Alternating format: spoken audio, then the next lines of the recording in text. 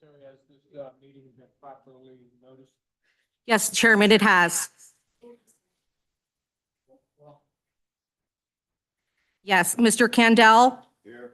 Mr. Allegra, Here. Mr. Bolton, Mr. Elmeyer, Ms. Larman, Mr. Mueller, Here. Mr. Shaw, Here. Mr. Volusin, Councilman Zabrowski, Chairman Tai. Here. We have a quorum. No memorialization of minutes. I need an acceptance of the minutes from the April 17th, 2024 meeting.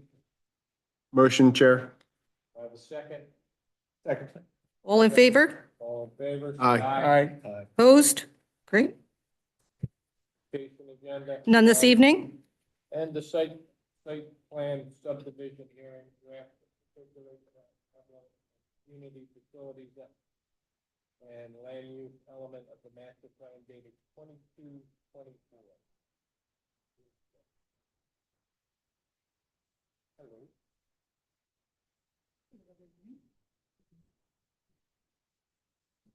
Now it's on. All right. Thank you.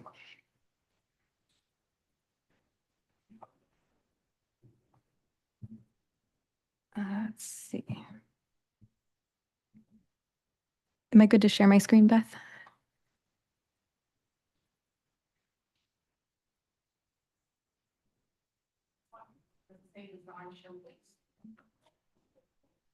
No, I think you have to give me permission to share my screen. Oh, here we go.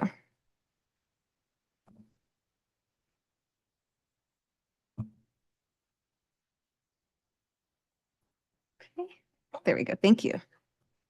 Get this up. All right. Hi, everyone. Thank you for having us tonight. My name is McKinley Mertz. I'm with Higher Gruel and Associates. My colleague sitting behind me is Hannah Davenport, and we, along with a few other professionals in our office, prepared the three master plan elements that are before you tonight. As the chairman indicated, we have the land use element, the community facilities element, and the circulation element. So tonight, I'm going to walk you through a very broad overview of what's in all of these plans. I'm happy to go into any more detail if there are specific questions. But what we are doing tonight is really just a discussion for me to answer any of your questions and review what we have proposed in these plans. The formal adoption hearing will be later in October.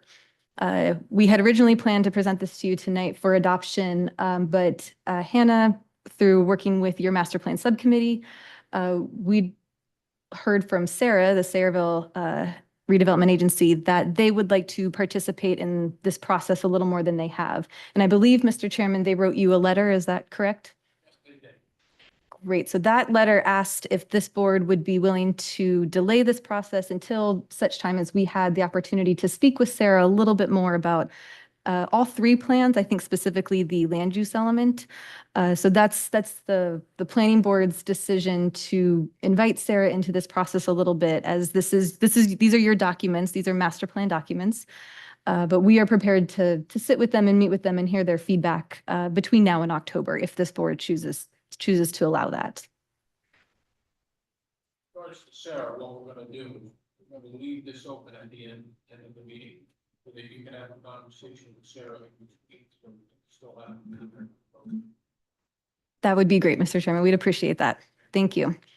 So again, there will be no vote tonight on these master plan elements, and we'll come back to you. What we would request that would be permitted to do is after we have a chance to meet with Sarah and hear their feedback, we then regroup with the master plan subcommittee to review the outcome of that discussion. And then when we're here in October, we would be presenting to you any changes that came of those two discussions, with though a full anticipation that a vote for adoption would happen at that October meeting. Great, thank you. All right, so with that out of the way, I'll dive into the meat of what we're doing here tonight. So just as a reminder, this board did adopt a master plan reexamination report in the spring of 2023. And among many other recommendations of that reexamination report was the preparation of these three master plan elements: the land use element, which is a required element in the municipal land use law, the circulation plan element, and the community facilities plan element. Those are not technically required, but we do find next to the land use element, they're some of the most valuable master plan elements for a community. And so the borough agreed with those recommendations, and we moved forward with preparing them. Through the original scope of work we provided included a public outreach process to occur during that master plan reexamination process. And then I should say, again, some with stakeholder interviews during this current process. But during the reexamination process, we issued public surveys that went out, and we had hundreds of responses, actually. We were very pleased with how many people responded.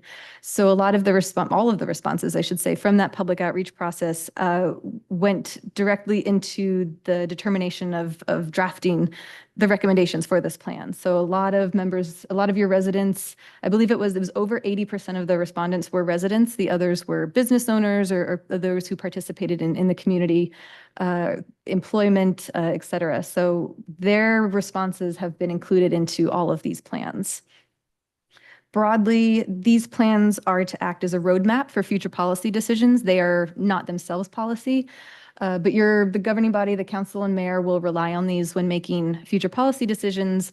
This board, as well as the zoning board, will also rely on these when you have site plans in front of you and the zoning board has use variances in front of them. These are the plans you want to go back to rely on to make sure that what is being proposed in front of you is consistent with the vision that the borough has determined to be appropriate for the borough moving forward.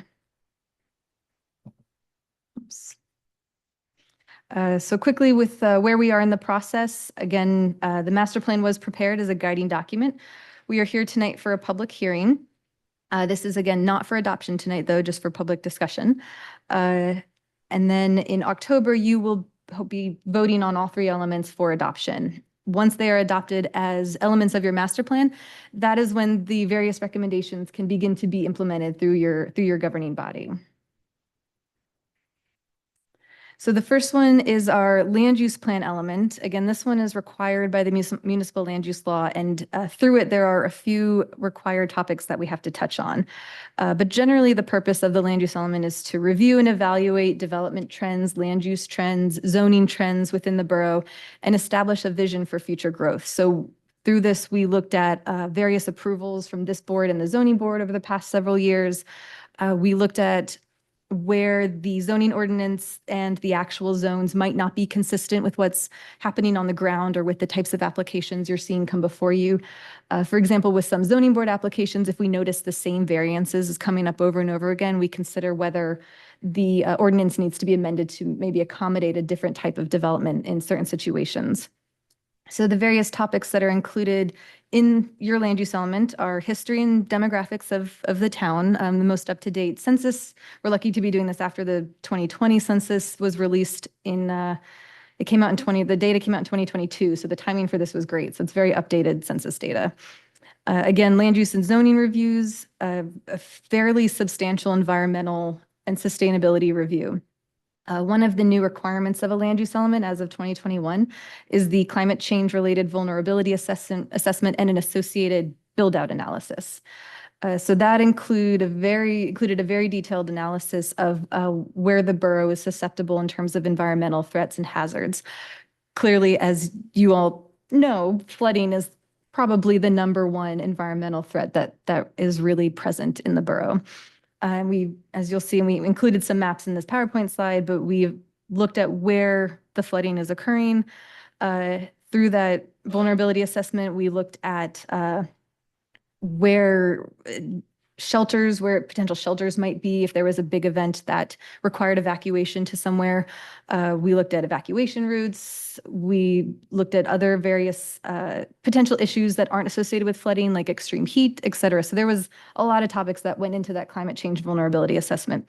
The build-out analysis looked at all of the existing development, all of the parcels that are technically available for development. And when I say available for development, those would be vacant parcels that don't have environmental constraints or easements or other issues that would prohibit it from being developed.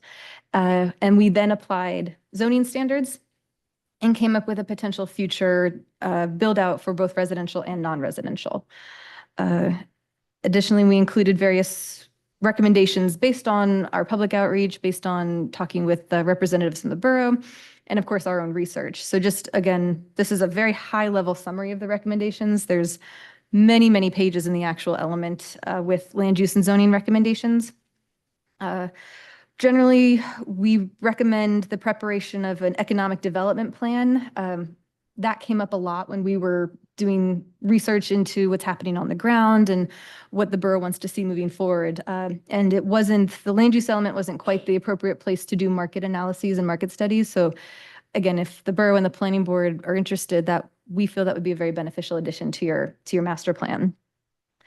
We looked at creating a flood hazard overlay zone as well as amendments to your existing environmental zones that would encourage further environmental preservation in areas that are very susceptible to flooding. One of the recommendations was to evaluate some of the parcels that have been, some of the neighborhoods that have been almost completely purchased by the Blue Acres program that went into effect right after Superstorm Sandy, where a lot of residents were bought out and there's very few development left there. So evaluating and evolving the zoning ordinance to incorporate what's really happening there now post Sandy. Other design standards we recommend updating for sustainability, green building, lighting, et cetera. We do recommend a full comprehensive overhaul of your zoning ordinance. The land use element provides very specific sections that would make sense to be updated, including definitions, signage, specific bulk standards that might need to be reevaluated. But generally, it's been, I think, since the 90s, since your ordinance had a comprehensive review, and through discussions with your professionals, which I'm sorry, I did not call out Mike and Jay earlier, they were instrumental in helping us prepare these plans. We could not have done it without them. So you're very lucky to have them here because they are incredibly knowledgeable, and they helped point us in the right direction for some of the ordinance standards that could use updates and be more modernization applied to them. We recommend removing defunct zones. There are some zones on your zoning map that just don't exist anymore. There are also a couple zones that have a handful of properties in them, maybe 7, and it really doesn't make sense to keep those zones anymore. So we recommend reevaluating and putting those properties under different zones that are more appropriate for what's happening on the ground. And finally, the zoning map, we recommended 6 specific changes, which are here. They're in the plan and highlighted. These are the 6 very specific parcels and sections of the borough that we recommend rezoning. And it's important to have something like this in your master plan because if the council determines that, yes, they agree, it makes sense for these parcels to be rezoned, we have all of the discussion and proof laid out in the master plan that they can refer to when they would like to, if they would like to rezone the parcels. So briefly, and we have a key here on the right-hand side. The map is highlighted with numbers, and on the left-hand side is our table with the associated numbers and what we're proposing to happen in those areas. So one being there's existing R7 properties along MacArthur and Weber. That is one of the prime locations that were subject to the Blue Acres buyout program between 2013 and 2022. There's very few residential properties left. So we recommend moving them over to the open space and conservation zone, the OCS zone. We also do recommend a change to that open space and conservation zone that would allow any of the residents that are left who chose not to take advantage of the Blue Acres. We recommend an amendment to the zone that would allow them to stay, allow them to put an addition onto their house, allow them to renovate their house, get a new roof, but not permit new residential from coming into this neighborhood. And most of these parcels, again, have already been purchased by Blue Acres. So there's not homeowners that would be, the goal is that there's not homeowners that would be negatively impacted by this. The ones that are there would still be allowed to remain, and everything else would be allowed to go into a more natural state to help with future flooding of this area, because it has flooded before, it will definitely flood again. So this would preserve it for the future. Same with parcel 2. identification number 2. This was another section of the borough that was significantly damaged by Superstorm Sandy, and a majority of these parcels have already been purchased by Blue Acres. So similar recommendation is to help mitigate future flood damage and allow the residents who are still there to remain, but allow the rest of the land to revert to a natural state that could help with flood mitigation.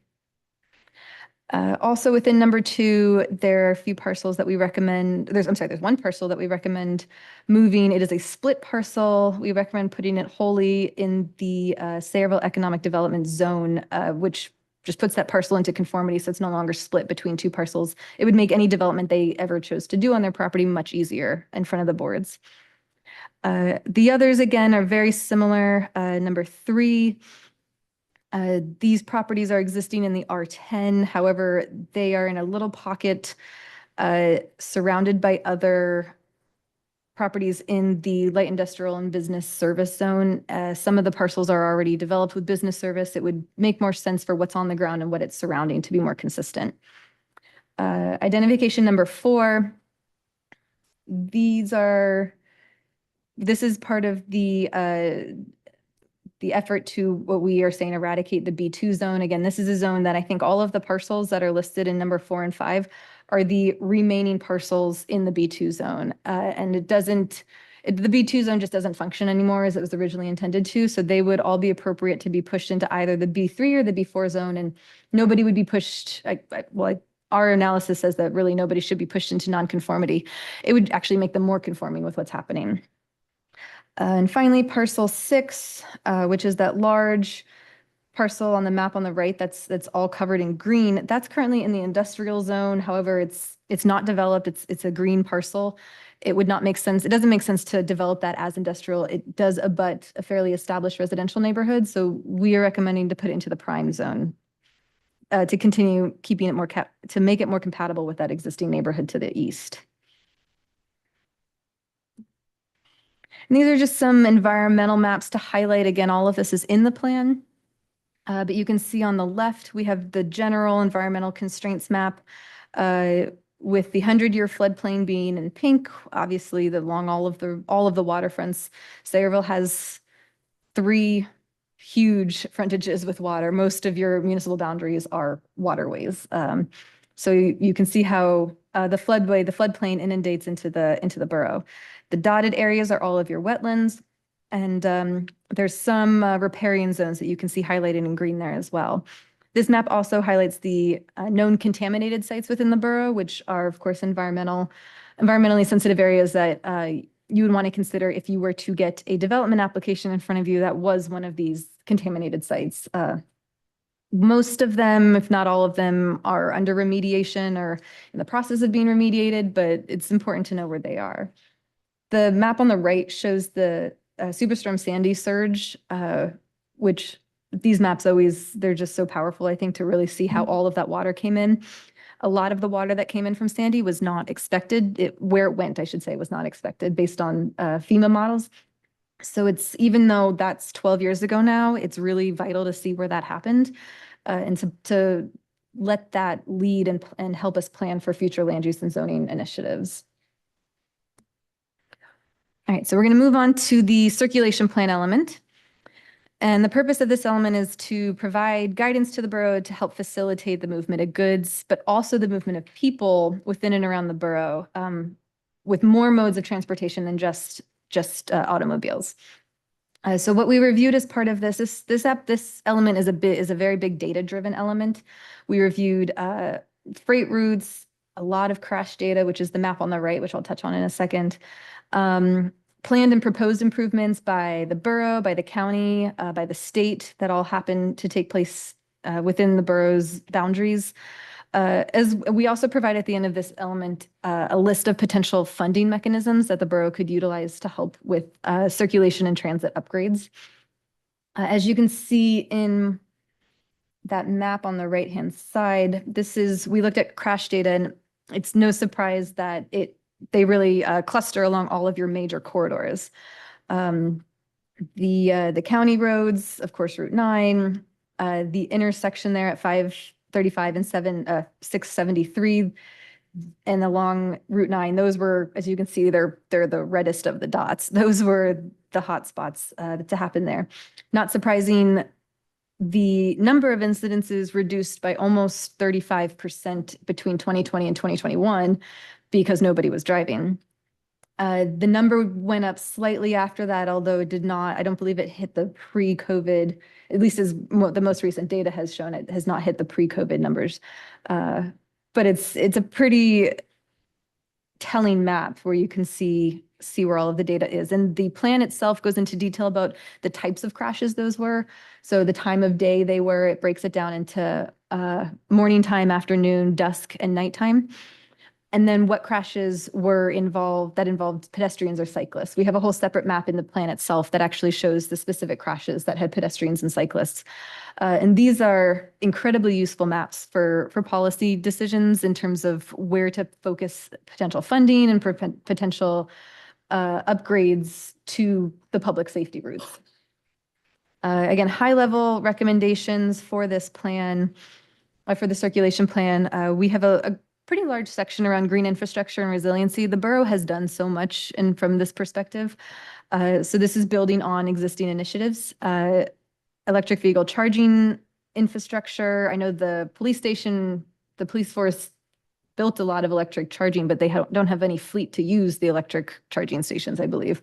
So, how can we expand and help utilize that infrastructure? Also emergency route signage, again, if especially we're talking about potential flooding, making sure that the signage on the roads is easy to see, sight triangles are clear, brush is cleared away. So any emergency exit signage, any evacuation route signage is easily identifiable. Other tools, especially would be appropriate to implement in some of the redevelopment areas that are going to be creating new roadway systems and new street grids, would be to encourage the use of rain gardens, which again, the green infrastructure is already required through DEP stormwater management rules for site plan. But when you have redevelopment projects coming in with new streets and new right-of-ways and getting them to build rain gardens into those right-of-ways already would be a huge help just right there before we even get to the development applications. Same with, there's a big focus on pedestrian and bicycle connectivity. That was a really big point of feedback from the public about the safety for pedestrians and bicyclists, and not just somewhere for bicyclists to ride, but also the sidewalk network throughout the borough. There are some neighborhoods that have a fantastic sidewalk network and they're safe, great crosswalks. There are others, especially the older ones, that they were built without them, and they're very difficult to upgrade to include them given where existing utilities are or where the width of the right-of-way. So we have a proposal in here as the planning board and the zoning board, to look at your applications as they come in and take some of those older neighborhoods on a site-by-site basis and see where and how we could help fill in the gaps of some of those sidewalks. Especially for the zoning board, when there's a use variance, that would be a very critical tool that they could request the developer to implement if they were to grant a use variance. And generally, street and neighborhood design, cross-access between the neighborhoods, implementing complete streets where appropriate to ensure that it's safe for everybody to travel. And of course, infrastructure upgrades to make sure that the roads are being kept up and being maintained for the next era of cars, whether that be electric vehicles, whether that be autonomous vehicles, anything that's going to happen, keeping the streets safe and secure. Oops. And here just, again, a few highlight maps from the plan. The one on the left shows the public transportation routes that go through Sayreville. There's quite a few bus lines that go through here. And even though you all don't have a train station specifically within your borders, the South Amboy train station is very close to a lot of sections of the borough. And not to mention their ferry terminal in South Amboy opened up last year as a commuter route to North Jersey or to the city. So those are very viable options for borough commuters, or just anybody wanting to take a train ride to Manhattan or down to the shore. The one on the right shows the specific major roadway networks within the borough. Again, the big county roads, of course, the Garden State Parkway, which I drive almost every day through here. So don't have to tell you that exists. But it does highlight where you see the major routes coming in and out of the town. And last but not least is our community facilities plan element. The purpose of this is to inventory all of the borough's community facilities, and that includes your fire, your police, your DPW, your library, your schools, any of those Parks and Rec, any of those other facilities that provide a community service. But through this plan, we and specifically Hannah interacted with all of your department heads or a representative from all of these departments, from the police department, from the fire department, OEM, the senior community, everybody got a say and everybody responded. We sent them questionnaires. I believe Hannah spoke to a few of them on the phone also. So we made sure that all of their input was put into this plan. So in the plan, when we talk about the challenges that are facing these departments, those come straight from either the chiefs, the department heads, an administrator, someone in charge of those departments. So we were getting direct feedback from them about what they would like to see for the future. So a lot of these recommendations revolve additional studies that might need to happen to determine where facilities and equipment really could feasibly be updated. For example, a new community center for the seniors. We've heard that the space could, in the future, evolve to meet the needs of the seniors. Same with the police force. They have the electric vehicle chargers, but they do not have the electric vehicle fleet. So how are there ways to help them reach that goal? And again, we do provide funding opportunities at the end of this plan. Flood resiliency, we have on the right-hand side of this slide, our community facilities associated with the Sandy Superstorm surge. So you can see what's near or adjacent or in some instances in the surge boundary. There are quite a few parks that are close to or within the boundary, so it might be worth reviewing these parks to see what their capacity is for absorbing extra stormwater. We've seen very successful implementations of underground stormwater management in parks where you really don't even know that they're happening. And it can be a first line of defense for these major storms before they get to the neighborhoods. So providing the data there for future review. And we do provide some additional recommendations associated with general options that could be offered to residents. There was a thought of doing a youth government career program where youths could be teamed up with department heads or officials from the borough here, almost like a shadowing program to help get them interested in municipal careers. We know that the police force has had a hard time recruiting new officers. So again, somehow to get younger people involved to let them know what's out there. Safety trainings, historic preservation. We've heard that there's been some issues maintaining some of the borough's historic assets. So maybe initiating a committee to evaluate whether or not there are certain assets that are worth preserving in the borough. And of course, making sure that all the facilities are well equipped for future growth. I don't think I have to tell anybody here that Sayreville does continue to grow. You have more and more developments being built. People want to live here, and they're moving into all of those new houses that are and townhouses that are being built. So keeping on track and updated with how the facilities might need to evolve and grow to support your growing population. And again, here's a few resource identification maps. We have all of the schools plotted on the map on the left and all of the municipal facilities on the right. Sayreville is unique where you don't, I mean, of course, fire stations are always distributed throughout a community, but you have municipal offices in many different parts of the town. So this map is able to lay them out pretty well, I think. And that is all I have for you for tonight. Even though I do feel like I talked at you a lot, the land use element alone is 80 pages, so I didn't want to get too far into the weeds of that. Yeah, let me turn that off. But I do feel we were able to get you a broad overview. So I'm happy to answer any specific questions you might have before moving on tonight. I do, Mr. Chairman.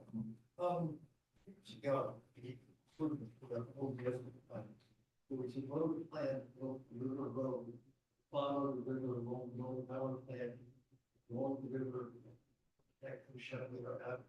Does that plan describe? I don't remember. I don't, That would be the bypass. yeah, so I don't believe that's addressed in our circulation element. I think in conversations with the professionals, we decided to not address that right now, just due to some feasibility concerns. But that doesn't mean that I'm it's sorry, not. I think, Anna, I think you do have it referenced in there, the fact that it's been designed certain sections and that there's funding issues that are currently being reviewed. So it is referenced in the documents. Certain sections have already been designed and permitted, but there are funding issues that have prevented it from being constructed. Some of them have been built already. Since the mid-eighties, it's been in the master plan, yes, but it is referenced in this document, yeah.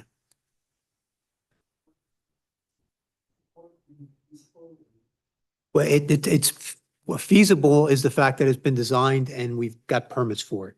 The problem is funding. The first phase of the project takes it from River Road to Kimball Drive East. That's the first phase, and you've already got sections that have been constructed over by Neptune Power Plant, by Sheffield Town. The intention was to piece those sections together to create basically half of the roadway, so you'd have a bypass, you'd be able to get from Main Street all the way to Kimball East. Problem is the cost of that project is $20 million. So the borough years ago had approximately $10 million, but it never received it because of the timeframe. So I think you have $2 million in the bank. So you have 2 million out of 20 that you need to be able to construct the project. So the borough has been reviewing alternate funding. That's something that the administrators over the years have been looking at, grant money to try to assist.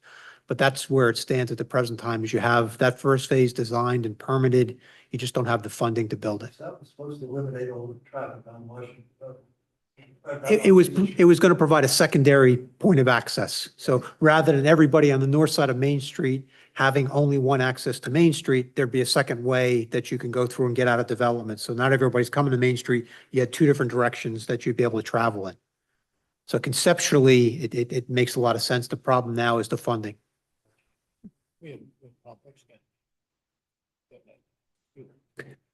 There were a lot of issues with getting the permits for it. And the other thought was if you have development of adjacent parcels, you'd have that developer build a piece of the roadway. That's how you got what you have now.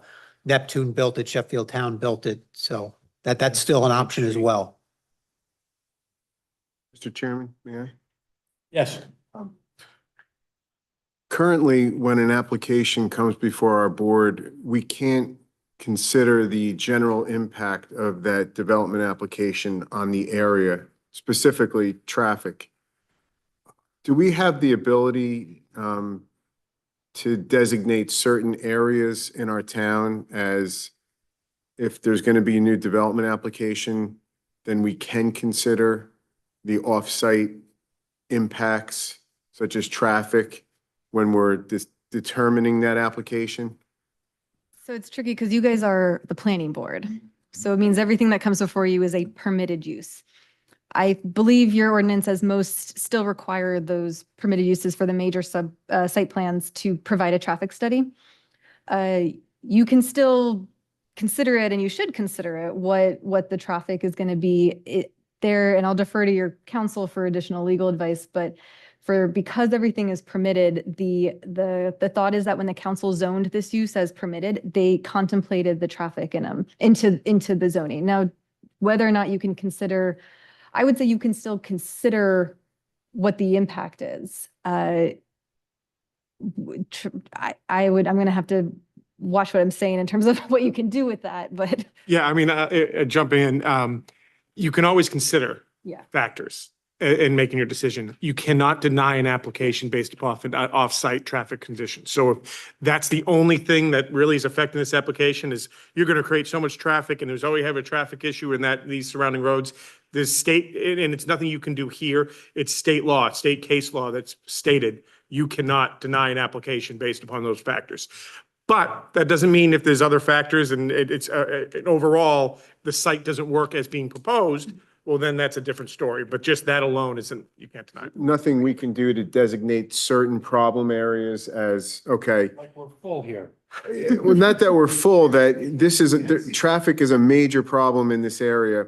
And we're going to consider that in the application, not just the ingress and egress getting into the proposed site, but how it's going to impact this site, this area overall. The only way you really can do that, at least the way I'm thinking right now, would be by changing the uses. So if you changed, if you knew that we can't handle any more retail, the traffic from in and out of retail to this area, then you would amend your master plan and recommend that the council adopt, zoning ordinances that would change the permitted uses, and then that wouldn't allow type retail or high traffic producing type uses. Or you may even go to the full extent to say, this is all going to be open space now, or public facilities, parks and so forth. But that's really the only way under current real law that you can really get that direct in effect the traffic. But otherwise, if it is as she was saying, if it is a permitted use, then that's assuming that you've taken into the traffic. Now, how that site is designed and how the traffic comes in and out, that is 100% within this board's purview. And you can consider that and actually take that directly into effect as to how that works. But how it will affect the corner, the traffic at the corner or the intersection down the street, that you can't. At least you can't deny an application. It is the case. You do have a lot of county roads that go through here. So anybody who's coming in for an application on one of those county roads has to go to the county to get approval. Most county roads, and I forget if all of Sayreville's are like this, but they have built in right-of-way widening as part of it. So an applicant who comes in would have to dedicate a certain part of their roadway. And then eventually, after the county has accumulated so many frontages, they can widen or do what they need to do within that. So there's other levels that are looking at it. And I would say, to council's point, is if the mayor and council want to consider amending different uses, I think the crash data and maps that we have in this plan are pretty telling and could be the subject for perhaps Jay's office to do a further review of what might be more appropriate in that area, because clearly those are some of the big problem areas, of course. So using those as the tool to help devise another method to address it in the future. Was that analyzed so that we could evaluate if uses should be prohibited in certain areas because it generates too much traffic? Because traffic is the predominant problem that I see. And I think even when our mayor was sworn in, he said that the traffic was the number one issue. So it's a big problem in Sayreville, and I want to make sure that we're trying to do everything we can on this reevaluation to address that big problem. Yeah, and you're certainly not the only ones. I mean, traffic is a problem, and I think anecdotally, I think it's actually gotten worse since COVID for whatever reason. So our scope is not to do traffic counts. That would be a traffic engineer's job to really hone in. But what I would say is our plan lays the groundwork for that and highlights the problem areas of where an additional traffic study might be worth pursuing on behalf of the borough. I have seen some towns do kind of some town-wide traffic studies to try and further identify the specific corridors. And then you go from there a step further, and then you reevaluate what's happening along that corridor. So I think we've provided the tools. We aren't equipped to do traffic studies, so that really would be an engineer's job. Yeah. And I just want to thank, the presentation you had was very good, especially the steps in the master plan process to show where we're at currently. Are you involved in every step, or at some point do you fall away? Are you involved in preparing the changes to the zoning ordinance, or? So we'll see this through the adoption of the plan in October. I believe the borough has another town planner on staff, and I know Mike is certainly involved here, who would help implement those in the future. Thank you. Mhm. Anybody else have any questions? Okay. The end of your presentation? So that's the end. I would say that we really appreciate you hearing us tonight and letting us present. And as we said at the beginning of this hearing, we, with your blessing, are going to go speak, as the chairman laid out at the beginning of this hearing, we're going to go speak to Sarah and hear what they have to say before we reconvene with your master plan subcommittee, and then be back in October. Before you leave, I'd like to open up the public for the motion. Second, Second. all in favor? Aye. Aye. Anybody before the public would like to speak? Now's your turn. Seeing none, I'll take a motion to close the public. Motion. Take a second. All in favor? Aye. Guys have it. All right. You have any other business? Mr. Chair, I think you need to pick a specific date that you're going to carry this hearing to. At the present time, October 2nd and the 16th are your meetings. You don't have any applications scheduled. It could either be the 2nd or the 16th, I guess, depending upon McKinley, your schedule. I believe if, you just let me check. I think either one is good.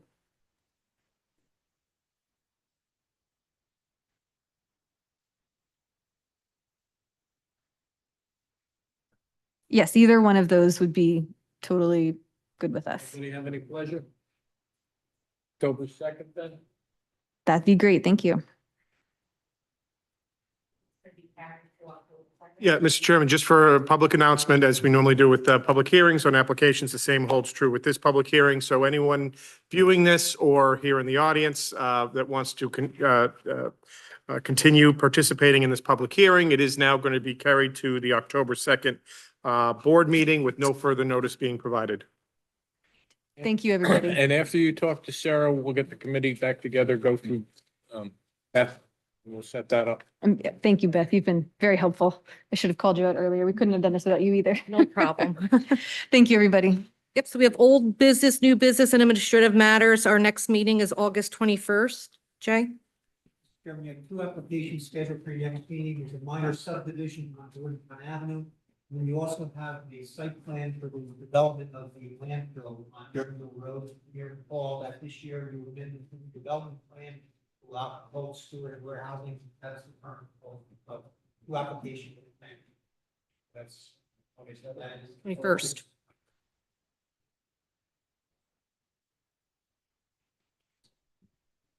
Anything else? We need to make a New motion. business? Old business? To the public? Yes. Motion to open to the public. Motion to open to the public. Second. Need a second? All in favor, say aye. Aye. All opposed? Anybody from the public like to speak? Not, hold your peace. Need a motion to close the public. Make a motion to close to the public? Get a second? All in favor? Aye. Motion to adjourn. Make a motion to adjourn the meeting. Second. All in favor?